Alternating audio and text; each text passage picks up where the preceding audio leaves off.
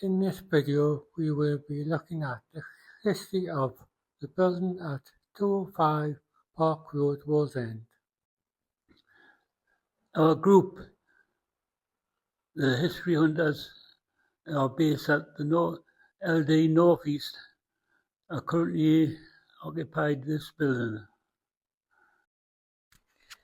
We were interested to find out the history of the building, what it was used for in the past, and why it was originally built. As a digital history hunters, we have found all information from the internet, YouTube, books, documents about the building. We want to look back to before this building was here to find out what the site was looked like and the surrounding area. You can see a photo of the 1904 newly built Allen Memorial Church, completed the previous year by the local housing builder William Thompson Weir. This is the corner of Park Road, the green. The photo is before the house were built in front of the church at North Road, and also before the Park Road building were added. We can see in this photo from 1985 how close the Allen Church is to our building of interest at 205 Park Road, which can be seen on the right of this photo. Since then, flats were added between the two buildings.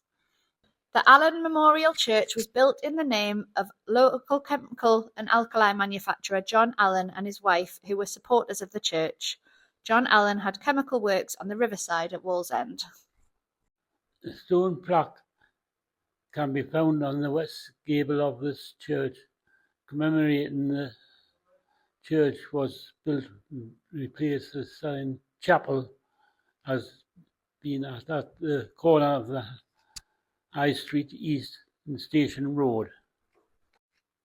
In this 2009 photo, we can see the houses and flats surrounding the church, and also note that the steeple has been removed as some years ago before unsafe and was too costly to repair.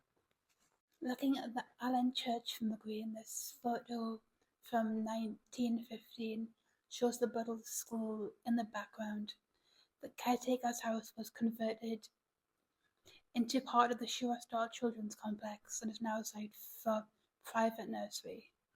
Here we can see Campbell Young Kastner, who was born in Brooklyn, New York on September 11, 1858.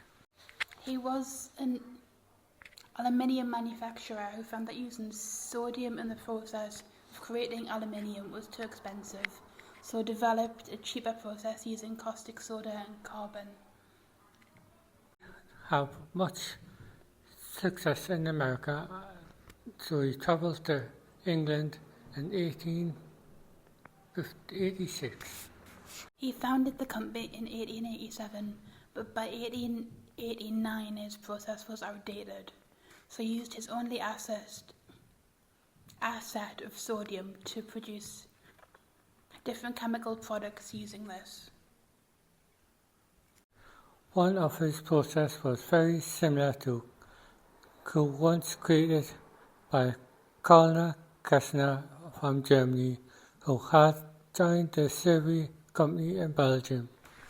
To avoid litigation, they combined to create the Kastner-Kellner Alkali Company. He still worked in Wilmer in Cheshire, which is still operating today. Other sites were also developed, including at the Riverside in Wallsend in 1907. The Wallsend works were closed in 1929 by the ICI to join with the All Housing Works in Gateshead and the Castle Cyanide Company of Glasgow. Sadly, Kastner passed away from TB in 1899 at the age of 41. In his memory, on his Kastner's medal see here. This is awarded to people who've achieved success in the chemical industry by the Society of Chemical Industry, which Casimir was an earlier member. Today it has been awarded 23 times since 1947. This is the Cultural Memorial Institute, 205 Park Road, Wallsend. Building started in 1910 at the cost of £4,000 by Sir J.T. Beilby of Glasgow, who was a director of the Kellner Alkali Company. The institute was created for the use of employees of the company who paid a small membership fee. This is a red brick building with a gable each side of the main entrance, with 3 floors, a large garden at the rear. It has iron drainage moulded stone, detailing seen here at the top of one of the gables. In 1931, the Library Committee, formed in 1930, hoped the council would make them an offer for the building Park Road as a suitable site for a new library in Wallsend. The Carnegie United Kingdom Trust gave a grant for £300 for books provided by the professional librarians of the Institute.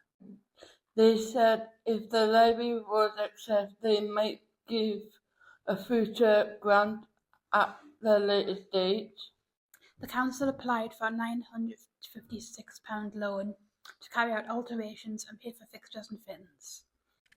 The job at librarian was advertised and was replied was for John Scott of South Shields, Florence Cook of Durham, Elizabeth Perry of Essex.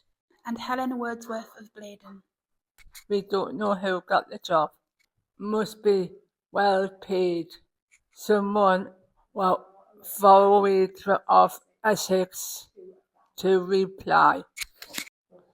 the library was opened in 1933 to the public by Sir G.B. Hunter. there was over 8,000 books in the library, and there was also a reading room and reference room. In 1965, it was decided that the library was too small and work started on process building in library on Ferndale Avenue. The Ferndale Avenue Library was built between 1965 and 66 by Harry Falconer Brown from a Newcastle architects practice called Williamson, Falconer, Brown and Partners. This building was Grade 2 listed on National Heritage List for England. They also built the libraries nearby Jesmond, which is also Grade 2 listed, and in Heaton. Also in the library on Ferndale Avenue was a large rectangular building made to stand out from the Victorian terrace houses surrounding it. It was opened on the 13th of October 1966 and it was soon model of developed for the southern area. However, this didn't happen. The site closed on the 15th of February 2014. The current Wallsend Library can be found in the town centre at the Wallsend Customer First Centre next to the Forum Shopping Centre. The building was later used as the career office in the 1970s and 80s. They here in 1985. The first and second floor of this building was residential, and the entrance still can be seen at the south side of the building. The property was known as Balmaha. We can see the building of the plant here, the entrance of the south side of view.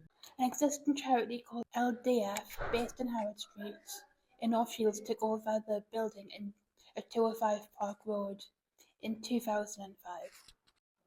LDF stands for Learning Disability Federation, and working across the North Tyneside support people with learning disabilities and autism. North Tyneside Council gave permission to change the first and second floors of the building from residential to office use. It also gave permission to create a training kitchen and laundry for people with learning disabilities, upgrade the existing conservatory, and add decking and a ramp to give access to the large garden. To make the building accessible to the people who use it, a wheelchair and a buggy accessible lift was added. Also a ramp, accessible toilet and baby changing facilities were installed. The first floor was old what removed to create open office space. Second floor is made a change.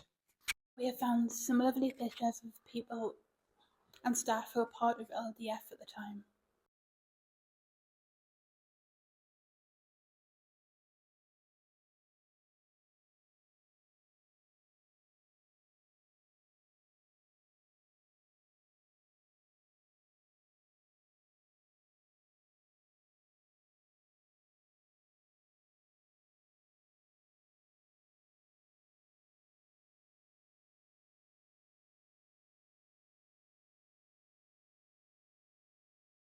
We can see here the front of the building with the funding logos above the red doorway, and notice that the flagpole is still there.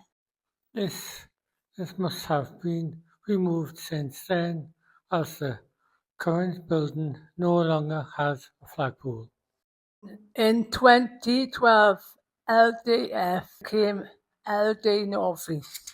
Changes were made to the building to improve accessibility, such as an automatic front door.